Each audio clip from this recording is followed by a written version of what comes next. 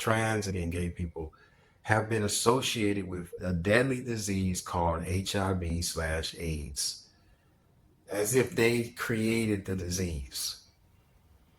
And that's a really terrible thing when people look at this segment of humanity and say these people are filthy, they carry diseases, and they're the reason why we have this deadly disease. If you know the history of AIDS, if you've done some research, you know that it never came from a person, it came from monkeys. The virus that they had is one of those viruses that can jump to humans. And so initially it's amongst animals, but then it can jump to humans. So somebody had contact with an ape of some kind, and it's not sexual. A lot of people say, yeah, somebody fucked a monkey and then that happened. It's like, nah, look through your research.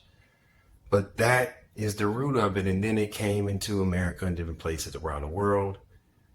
Some conspiracy theories say they use that as a bioweapon against certain populations, but we're not going to go there. Nonetheless, this is not something gay people created. Okay, it was just something that became prevalent amongst gay men because they were having the most sex. And they have the most sex because there's no inhibitions when it comes to sex amongst men. When there's a woman and a man involved, women tend to flake sometimes. They tend to evaluate the opposite sex, and that what causes resistance. In some cases, there won't be a lot of sex between a straight man and a straight woman.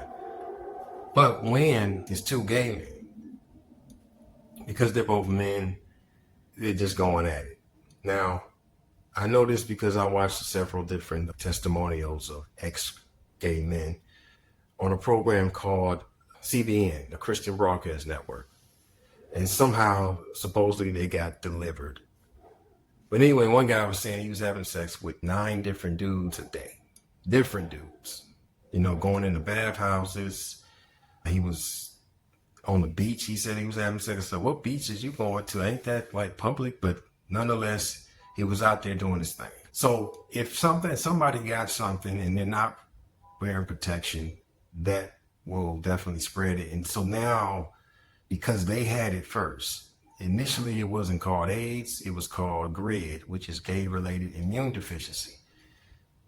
They thought, okay, it's just these gay dudes, they got it. But that's even naming it that without understanding where it came from is what caused the stigma to be placed on the LGBT community. Do your research on the foundation of these diseases. But that's the second reason why people have vitriol towards gay people.